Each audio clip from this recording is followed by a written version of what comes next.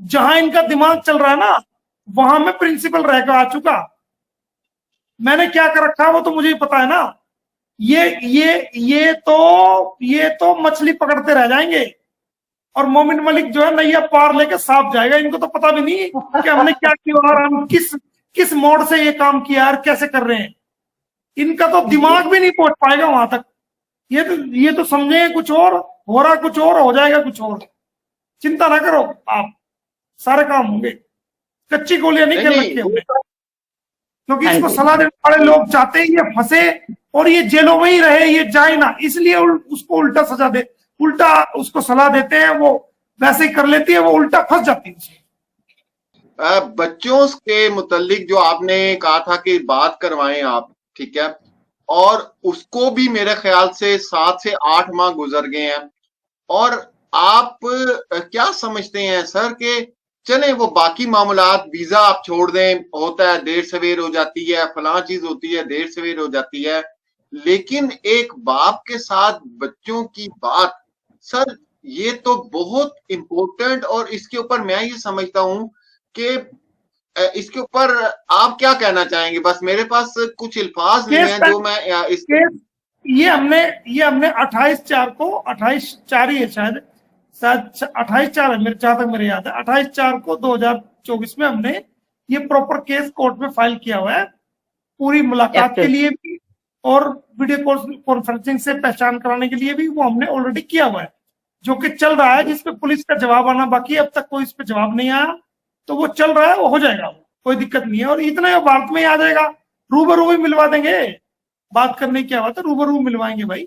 अब मेरे को आप ये बात बताओ, तलाक तो हुई नहीं उसकी गुलाम हैदर से, चाहे वो सर्टिफिकेट ले आए, चाहे वो 20 बार शादी कर ले, 50 बार शादी कर ले, फेरे 100 बार कर ले, जब किसी आदमी से तलाक ही नहीं हुआ, जिसके बंधन में वो है, जिसके वो 4-4 बच्चे पैदा करके आई है, जिसके साथ धोखा दे के आई है, जिसके साथ घर बेच के आई है, जिसको पूरी दुनिया में उसने जलील कर दिया, बदनाम कर दिया, धोखा दे करके, झूठ बोल के, फरेब करके वो जो आई है, जब उससे तलाक ही नहीं हुआ, पहली बात तो तलाक प्रूव करेगी, तलाक प्रूव करके दिखा।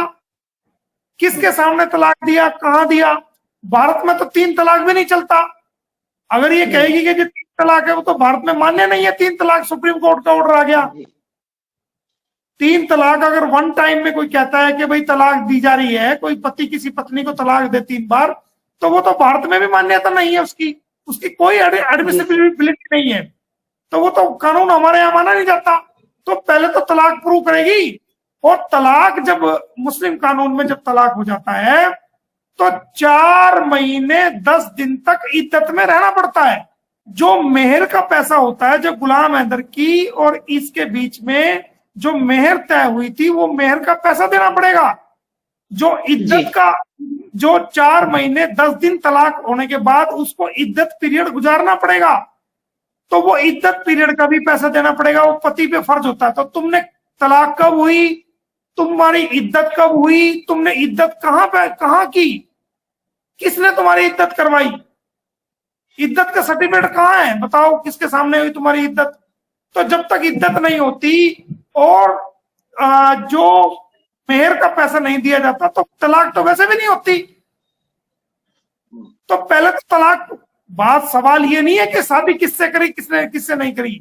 जब तक मेरे सामने कोई मेडिकल रिपोर्ट नहीं आ जाती कि भाई वो वेदर शी इज प्रेग्नेंट और नॉट, ये हमारा कोई इस बात में हमारा विषय है ही नहीं।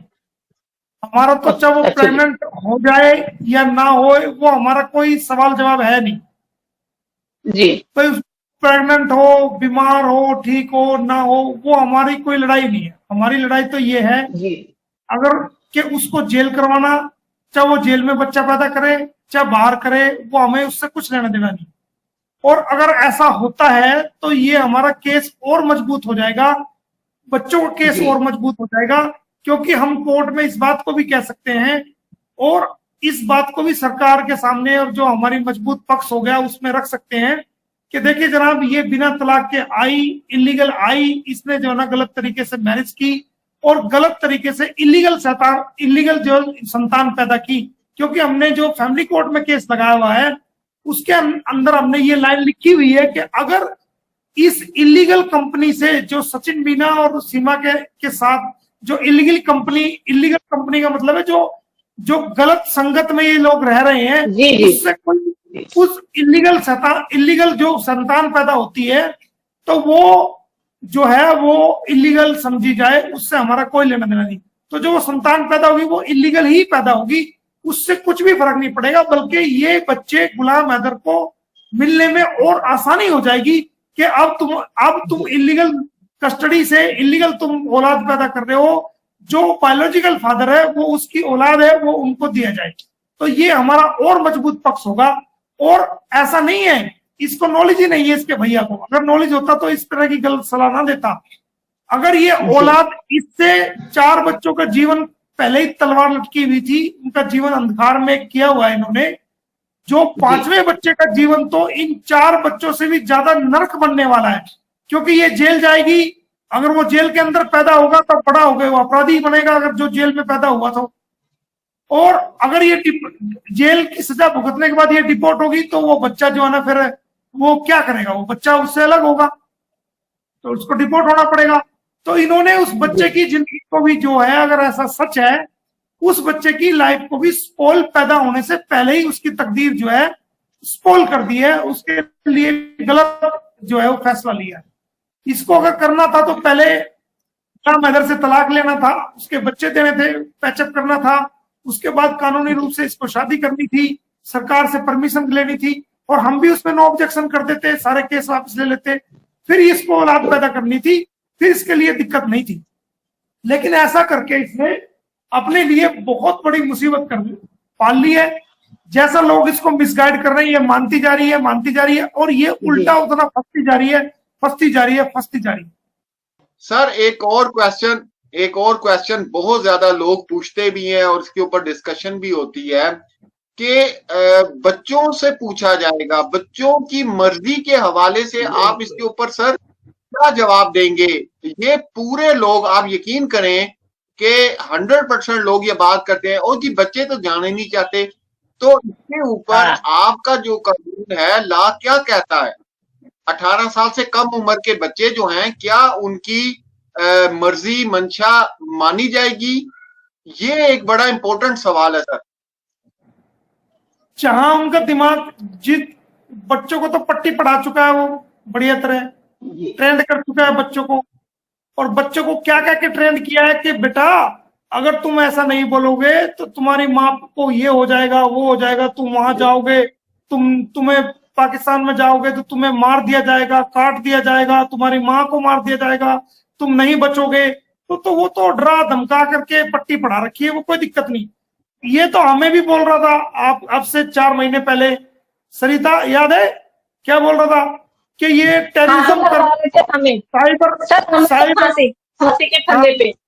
साइबर टेररिज्म कर रहे हैं, इनको फांसी कराएंगे, ये कराएंगे। अरे गुलाम तो पाकिस्तान में बैठा हुआ, मोमिन मलिक तो भारत में बैठा हुआ है, पता तूने कौन सी फांसी लगवाई?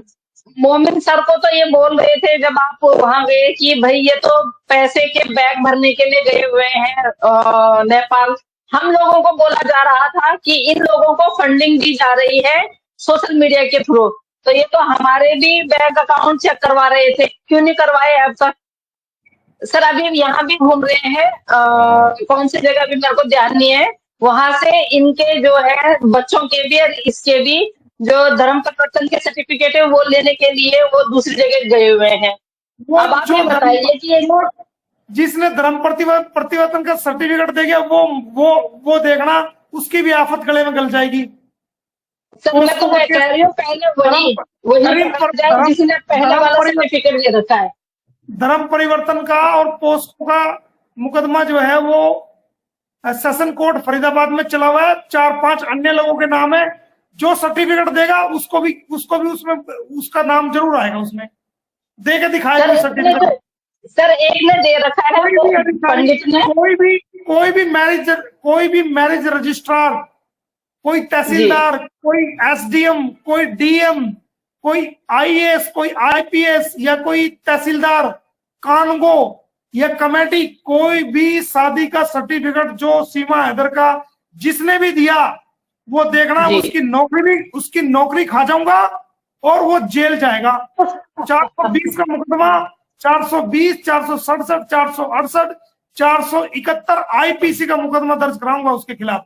वो बचेगा नहीं, ना वो उसकी नौकरी बचेगी, ना वो जेल जाने से बचेगा। कोई दे ही नहीं सकता, ये मैं लिख के दे सकता हूं आपको। मरना कोई है, क्योंकि अभी चार्जशीट नहीं आई। जी। जो सेक्शंस लगी हुई है उनके अंदर 7 साल, 5 साल से 7 साल तक का प्रोविजंस हैं। जो सेक्शंस, जो अब तक की सेक्शन 212 है, सेक्शन 176 आईपीसी है, 212 आईपीसी है, 120 डी आईपीसी है, सेक्शन 14 फॉरेनर्स एक्ट है 1946। ये सेक्शन 4-5 लगी हुई है, लेकिन इनके अंदर 5 से 7 साल तक का प्रोविजन है उनकी सजा देने के लिए। और पहले चार्जशीट आते हैं, चार्जशीट के आने के बाद ट्रायल पूरा हो जाए तो 5 से 7 साल तक का इनका प्रोविजन है। जो सीमा हैदर पे हमने दूसरे मामले डाले हुए हैं उसके अंदर 10 साल तक का प्रोविजन है। जो पोस्को का डाला हुआ है उसके अंदर भी 10 साल तक का कैद है, जो हमने केस डाल रखे हैं। तो इनको तो हमने सही तरीके से इनके 10-10 साल तक के केस पे ये फंसे हुए हैं। जो धर्म परिवर्तन करवाया इन्होंने, बच्चों के साथ गलत किया है, तो ये कम से कम उस केस में भी 10 साल के लिए जाएंगे। और 7 साल, 5 से 7 साल इस जो एफआईआर हो चुकी है उसमें जाएंगे।